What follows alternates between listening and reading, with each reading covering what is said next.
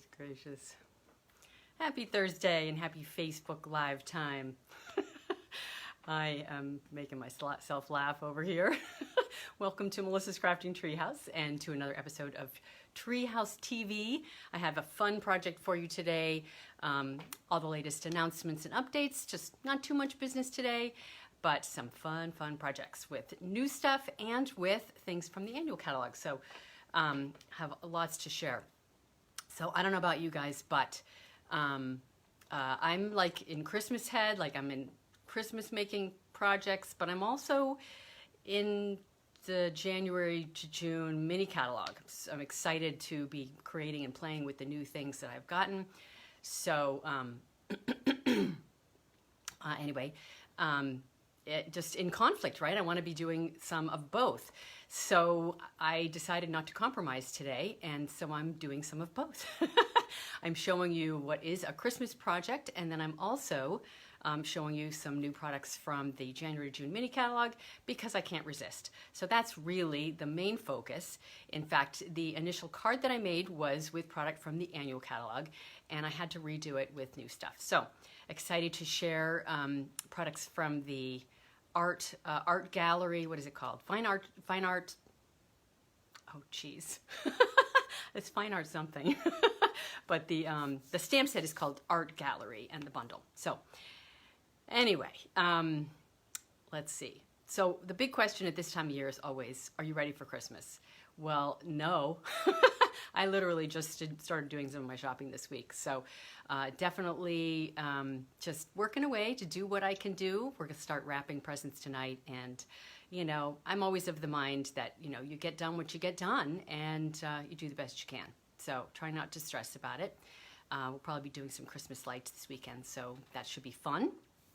And my daughter comes home this weekend, so yay. My other daughter is not able to come home, but at least we'll have one of my kids here. So anyway, so announcements. We'll do announcements, project, and there you go. So the announcements today. So I have a question for you first. When you learn techniques, how do you keep track of them? And if you ever want to go back and do them, find information on how to do them. So I know some people kind of struggle with trying to keep track of that. So over the years, I have provided technique books for my club members, and I currently do technique classes now. And one of the things that I think people really enjoy about it is because of that, how do you find the information about a technique that may be more involved than just something really simple and have it at your fingertips? So anyway, if you can answer that question, let me know how you find that information. Do you have a way of cataloging it?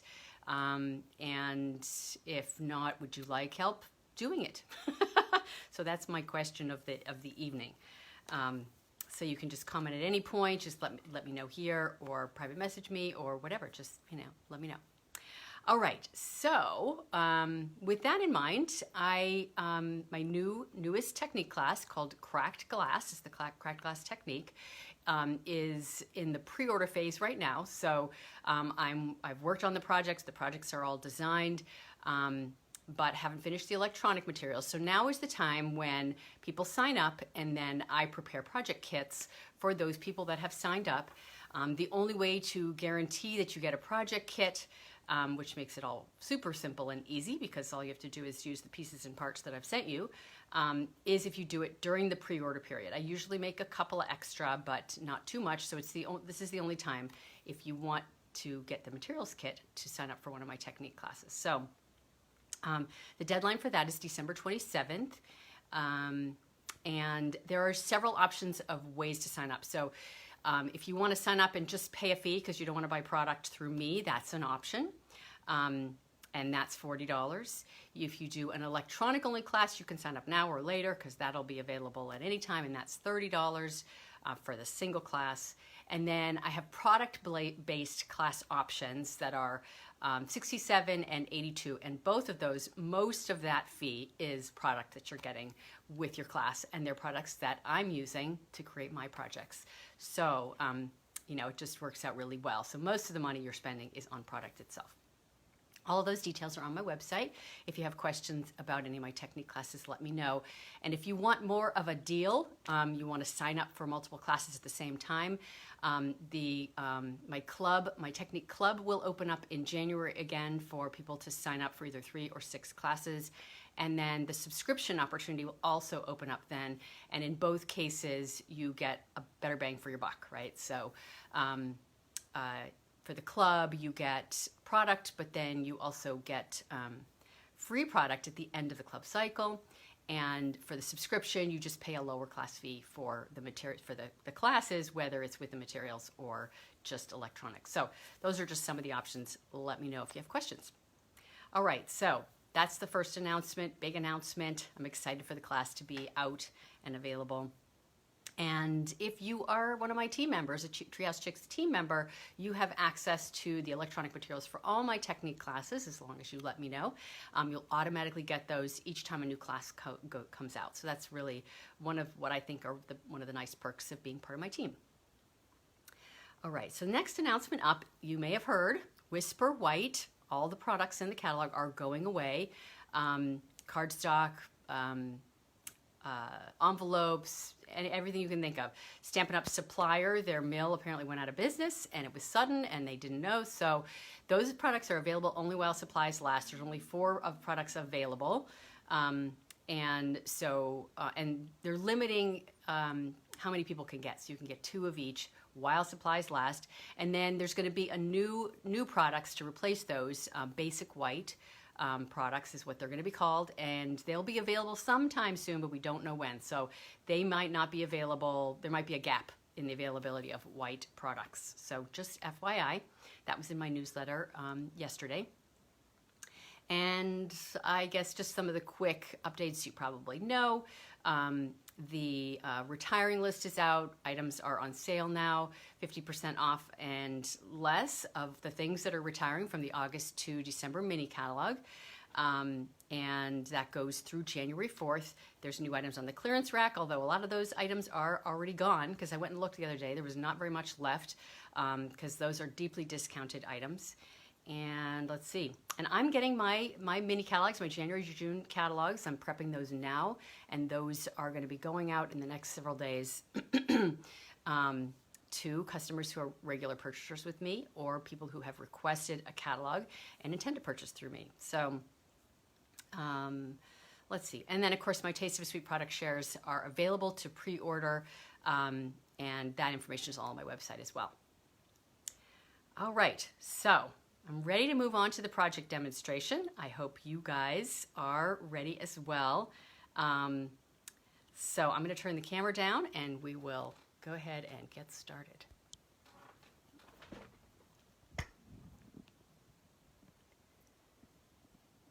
All right. So the project my original project that making this layout that I'm doing today is made with Winter Woods and the In the Woods set. Now these are both in the annual catalog. They've been products that have been around for a while, and that project was actually inspired by last week's project with the gilded foiling. So I'm going to show you that before I get started, and then I've done several variations with the Art Gallery set and the Floral Gallery dies. These 2 here are items that are going to be in the January to June mini catalog. I'm super excited about them. And then this embossing folder is also part of that suite. And then I'll be using designer paper in the project as well. So this is my Taste of a Sweet product share for the Fine Art Floral product suite. So it has designer paper, 6 pieces that are 6 by 12, 2 of the specialty acetate paper, half a thing of heat and stick powder, 2.5 yards of ribbon approximately, and some of that gold foiling.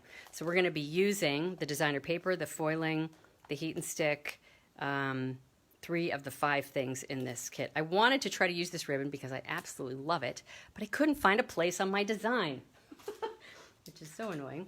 So these are the designer papers. I did a full walkthrough of my Taste of a Sweet product shares in these products last week, but just to give you a quick little scan of those, I am my preference is these more neutral patterns.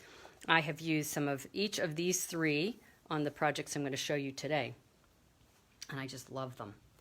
Okay, so let's take a quick look at my project with the winter woods. I'm not making it, I'm just going to show you what the card design is and the basic sort of fun layout. So this is my card. The tree is done with the gilded foiling on black, and then of course I've stamped in the background with the this main tree image in the set with the mossy meadow and mossy meadow. It's dry embossed, as you can see, and then it's just got this ribbon tied around. But here's the fun of this. Now this card layout was inspired by my team member, Kathy Cox, who did a project for us on our team event with this sort of window opening idea. So I'm kind of addicted to it now. So that's my inside. So it's popped up, the tree is, and when you close it, it's almost like it's locked in place, if you will, because it wraps around that opening. So anyway, pretty fun. And then this tree is done with the gilded foiling as well. So this is the basic kind of layout card idea, that opening using some kind of die. So we're going to do that with the Fine Art Floral products. All right. So there's quite a bit of detail to this. So let's just pull my papers in and get started. All right. So I'm actually going to start, I have a piece of my card base, 4 1/4 by 11, and I have a white piece that's going to go on top right here, and it's going to have the opening in it, and it's also going to be dry embossed. So the step-by-step process is kind of important as to how we do this. So I'm going to do my best to not forget anything. Okay, so the designer paper is going to go along the left side. I know my rights and lefts. And I'm going to use the rose image and this stem that goes with the rose. So I'm going to start with my stem because I'm going to work on getting my spacing here.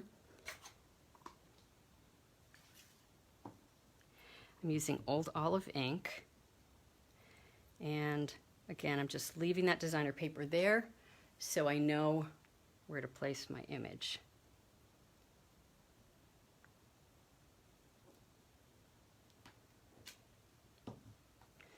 So there is my leaves.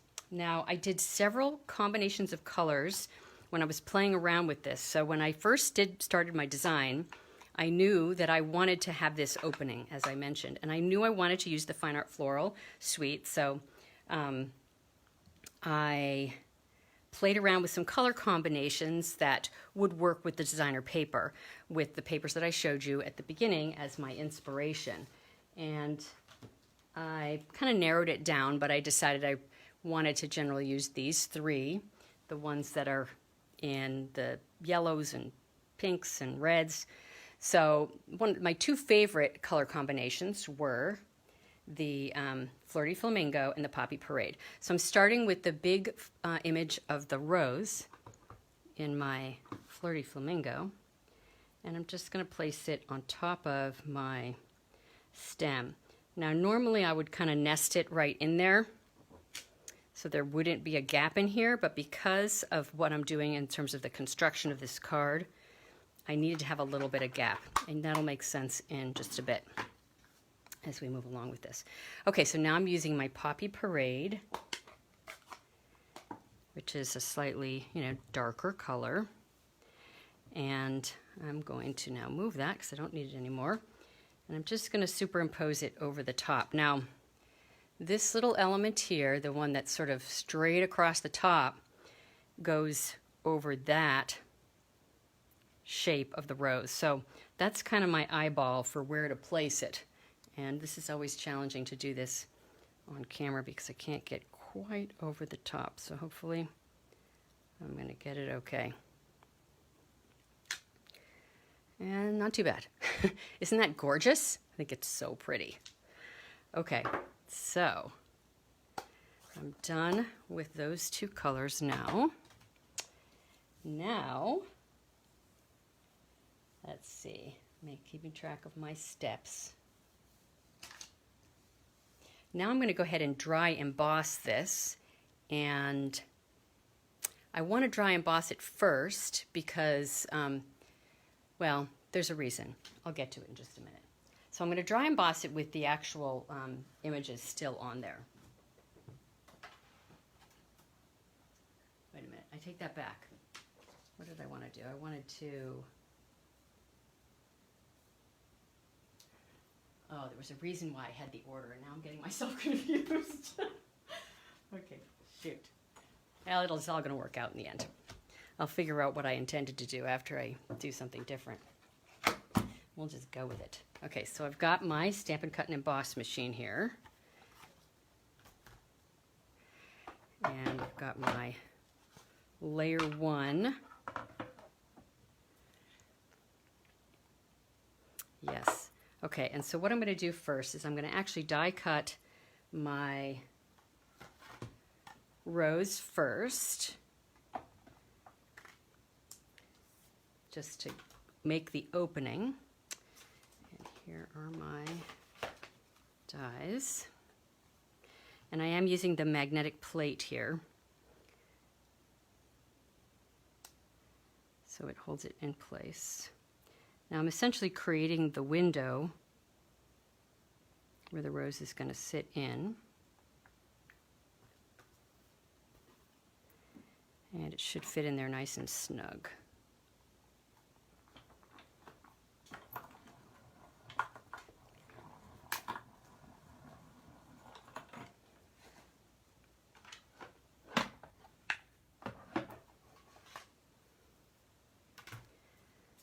Right. So this was particular in how I did this, so I needed to do this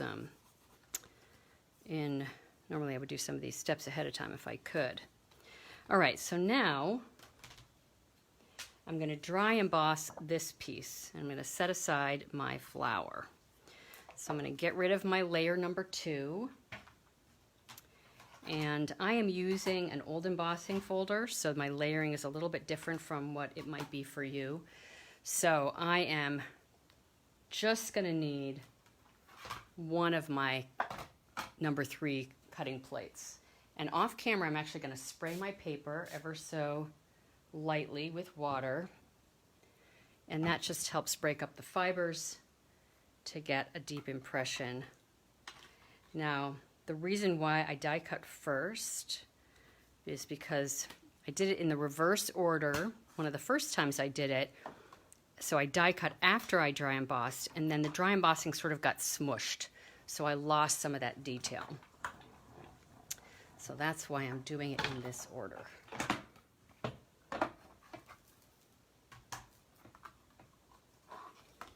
Okay, so there's my piece that's going to be for the front. Now I'm going to move all this heavy equipment away.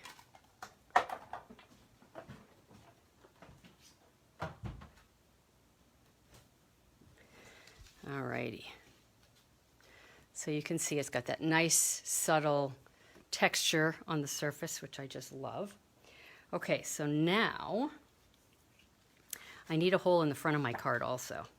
Now when I did this the first time, I actually I cut the hole in the opening at the same time, but even though I went through the big shot multiple times, it didn't actually cut it all the way, so I had to kind of play around with it and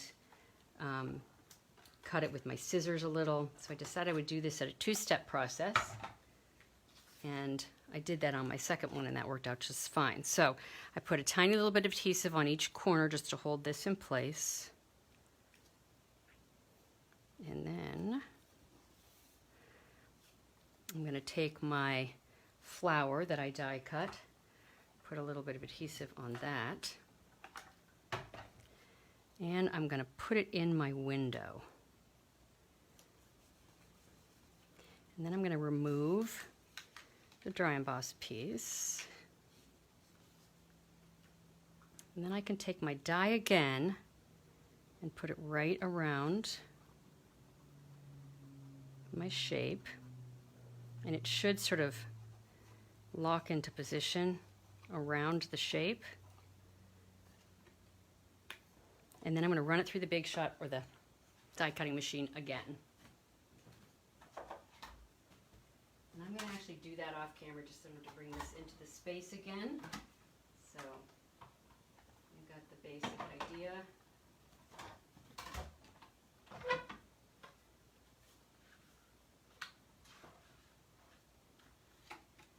So the trick is just making sure it stays in place.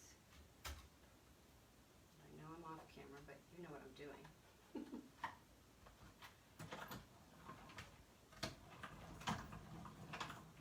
You can hear the sound effects.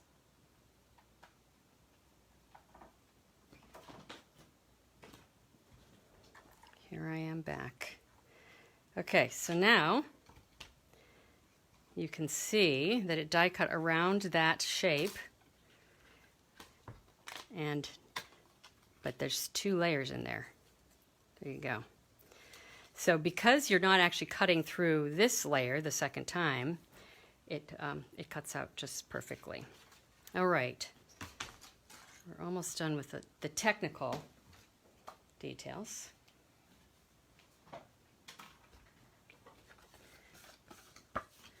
So it's probably pretty clear why I didn't do this ahead of time, because I kind of couldn't, and be able to show you how I did it. Okay, so now I've got those pieces all set to go. And now what I'm going to do is I'm going to dress up my rose just the tiniest little bit. And I did a bunch of this last week. This one will be easier because it's so small. But I'm taking my Versamark, my very black old dark Versamark, and I'm just stamping it right in the center of my rose.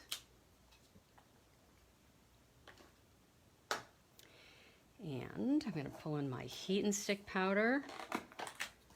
Now, I have a tip for you on the heat and stick powder.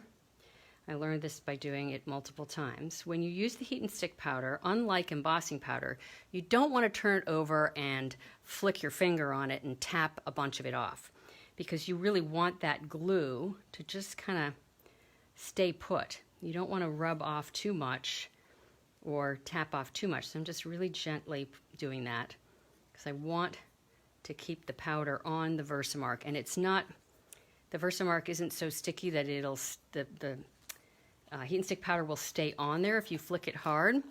And so I found I got a better image if I don't flick it hard. So you can see, it really is taking on the shape. It's also easier to do the gilded foiling with a sort of irregular shaped image versus something that has very solid lines. It's just easier to get the right look.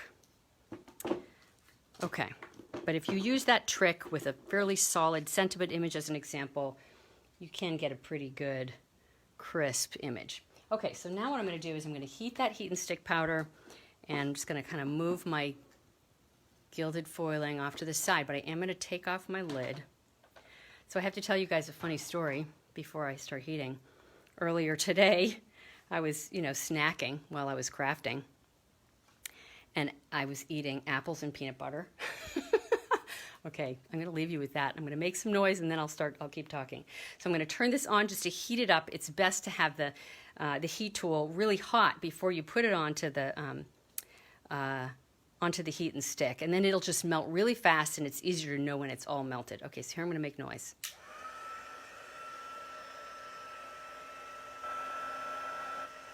So I'm just letting it heat up off camera. And because it heats really fast, I don't have to worry about burning my finger, although do be careful when you do it, because it's going to heat really fast. You can see it's melting super fast, and I'm not even turning off the heat tool. That's not my focus. My focus is getting that sticky image into the gilded foiling. Okay, so it looks like it's all over on this thing. I don't know if you guys watched last week. If you didn't watch last week, this might be new. And then I'm just going to brush off the excess gilded foiling where it's not stuck. All right. So there's the center of my flower. I think it adds a really pretty look. I love this gilded foiling. It's messy, but I think it's worth the result. Okay, so I'm going to do one other piece with the gilded foiling. I'm going to do it on the edge of this piece of designer paper, and I'm going to try something new, different from what I did last week. So I'm going to use some of my tear and tape. I didn't really want the full width of the tear and tape, so I'm going to try something that I haven't tried yet. So you're going to see me, hopefully this is going to work the way I want it to work. So I am going to place my tear and tape down on my surface.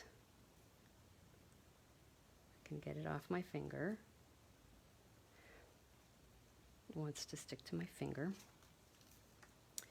And then I'm going to place my paper down onto it so that it's about half. And I'm just estimating the half because, of course, I can't see it, but I figured it would be easier to get it looking about half by seeing the tape on the back side. Okay, so now I'm going to fold my tear and tape over onto my designer paper.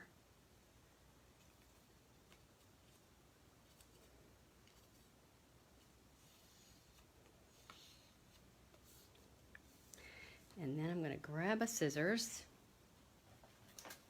And there's one around here somewhere. And I'm just going to trim off the edge.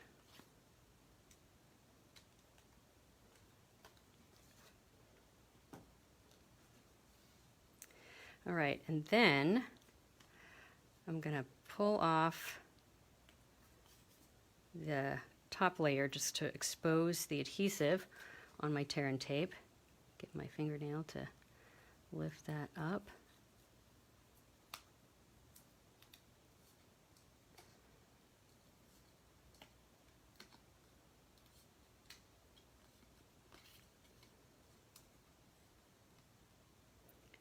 I'm going to show you an easier option, just FYI, that I did on my original card. I just thought this would be really fun to play with. So now I'm just removing the adhesive, and I'm actually going to put it back down on my little sheet here. So this is one of the adhesive sheet backings, and the reason why I'm putting it on here is because I don't want the back side to get my gilded foiling on it, just the front side.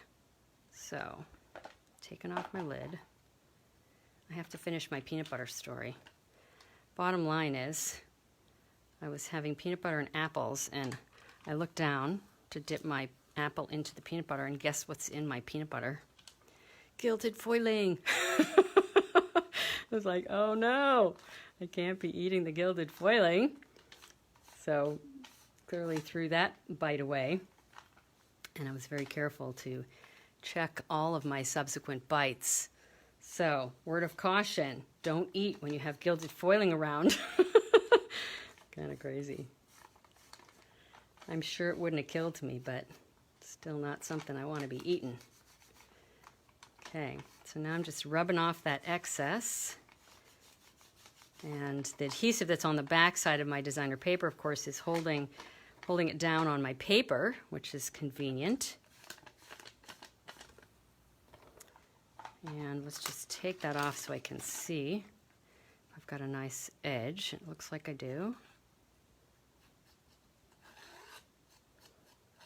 So now the alternative I'm going to show you is just to use a piece of the gold foil, and I did that on my first design. And it looks really pretty, but similar to gold heat embossing versus the gilded foiling. The gold heat embossing is sort of more dusty looking, a little less shiny, just like the metallic foil is a little less shiny as well. So I really like the shine and the texture that's in the gilded foiling. So I decided it would be worth giving it a try. All right, so next up, got all my pieces I'm gathering ready to go. All right, so I have some other pieces over here I need to locate. All right, so let's go ahead and start by putting our designer paper. Actually, let's start with this. I need to put this piece down on front of my card, and I want to be generous about my adhesive, particularly around the opening, because there will be a little bit of sort of pressure around the opening as you open and close the card. So I'm going to be liberal on this, but then I'm going to go in with my multi-purpose liquid glue and add some extra glue to in around the details on this. So I don't want it to ooze out, of course, so I'm not going to put so much on there that it does that, but I like to put it on there and then move it around to spread it around with the tip of the multi-purpose liquid glue container.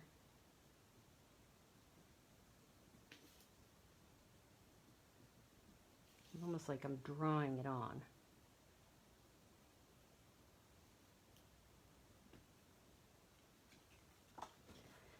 Bring it up to the camera. Maybe I can see a little bit better, and you can too. I always like to leave my multi-purpose liquid glue in a container with the little tip facing down. That just helps the glue flow when you're trying to squeeze it out. So I am getting into each of the little details of my opening. This will also be helpful because it's dry embossed to really adhere it to the paper.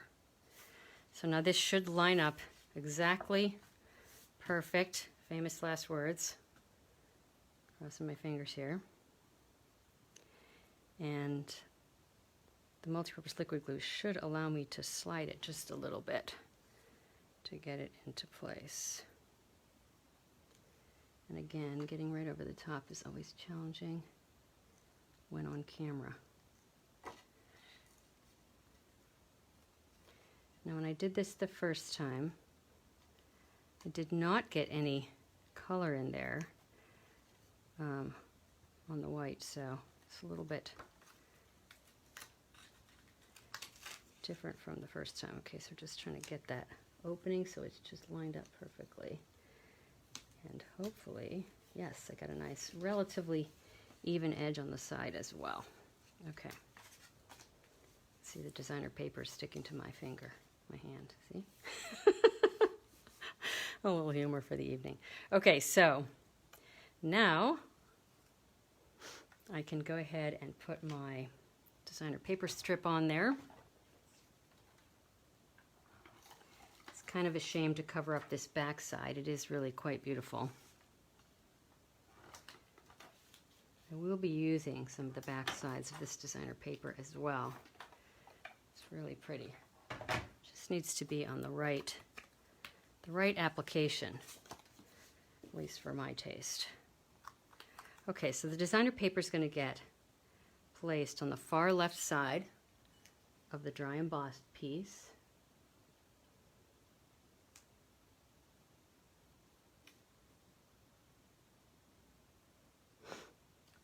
Hard to see again, not being right over the top.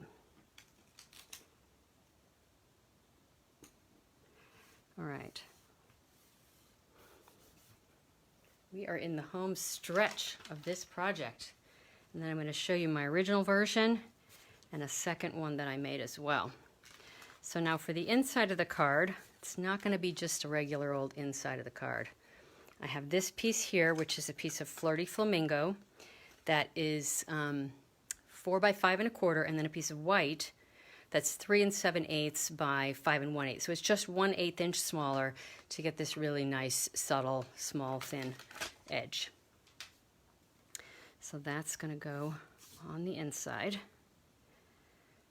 On my first card, I didn't do an inside, and you know, this is just, in my mind, too special a card. It's not to have a fun inside, so I was like, gotta do a fun one on this one.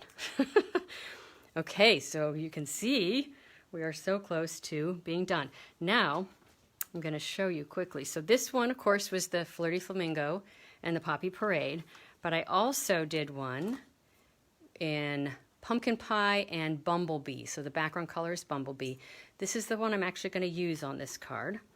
And what I'm going to start with is just got some dimensionals on the back side. I finally got to skip a step. I did a step ahead of time. And I'm just going to put it right into my window. I just realized I'm going to have that little bit of pink. Oh well, that's what it is. You know, a little bit of pink on the edge of the flower. And you can see it kind of latches it shut, close to being right. And then I have 2 of these that I have stamped and die cut. These are Old Olive, because even though I stamped this on the front, I really want it to be more substantial. So I'm going to place that right on there. Now, I did put some of my multi-purpose liquid glue on the back side of this ahead of time, and some regular adhesive. And it's tacky, still nice and sticky. So I got to skip a little step again. And then this one's going to go on the inside. And that one can kind of get tucked under, so it's sort of nested up in there. And there is my inside. And then the outside. Now I actually didn't quite get it exactly right there in the window, so I'm going to have to adjust that. But I will do that off camera. And I do have a sentiment, so I stamped one of the sentiments from the Art Gallery stamp set, die cut it with this die from the Floral Gallery dies. And I have some dimensionals on the back side, and then that's just going to go right here on the lower portion, kind of on the left side. So there we go. That is my card. I know. A little technically challenging, but we got it. So this is my original one. So of course I used the yellow designer paper on the left, and then the color that I stamped today for the inside. Plain old inside. I mean, granted, the flower is gorgeous, right? But it's nice to have that outside edge, I think. And I did choose to use the sort of contrasting color with the pink and vice versa there. I just thought it made it look a little bit more interesting. So as you can see on this one, I have a strip of the gold foil, so you can kind of compare how it looks. Obviously, just the gilded foiling has a lot more texture to it. It's a little more shiny. Both just gorgeous. If you were doing this one and using the gold foil, just because it's a little bit simpler, you would just, when you're attaching it, put some liquid glue on the designer paper in a straight line, and then put this piece over the top. It's a whole lot easier than trying to put the adhesive onto the foil strip. Just a little tidbit of advice. And then my last card, which, you know, I was creating when I should have been working this afternoon, is this one. So I decided to reorient it so it would be the long way. Did the inside, of course, and in this case used the other image in the set. I decided to use the gold foiling, just did the center of this image. Now this one is done with Poppy Parade, and then the darker color on the top, I don't know if you can see it, is Mary Merlot. And then I stamped that same image that's in the center. You can see the center here and here, just so that it was off a little bit up, so that you could see some of the Mary Merlot and some of the gilded foiling. And I chose to do these two without the foiling, just so that it wasn't too much going on. But this was a little bit challenging to get the placement, but it's the same basic design. And of course, I've got my gilded foiling in there for a little strip, and another one of the designer papers there. And it sort of locks open or closed, however you want to. This one has a lot more detail to it, right? So, but anyway, that is my last card, and just a couple of other things. So for the color schemes, how I started with this project was I knew I wanted that window, and I knew I wanted to use fine art floral. Oh, it makes me so happy. Thank you, somebody. I started by playing with colors that would go with the designer paper patterns I wanted to use. So these were the 4 combinations. I'll have those on my website. I, of course, showed you these 2, but on this last card, I've used 3 out of the 4. The only one I haven't used is the pumpkin pie and terracotta tile. And I did the same combination of colors with the rose as well. So I have one in this color combination and one in this that I haven't even used yet.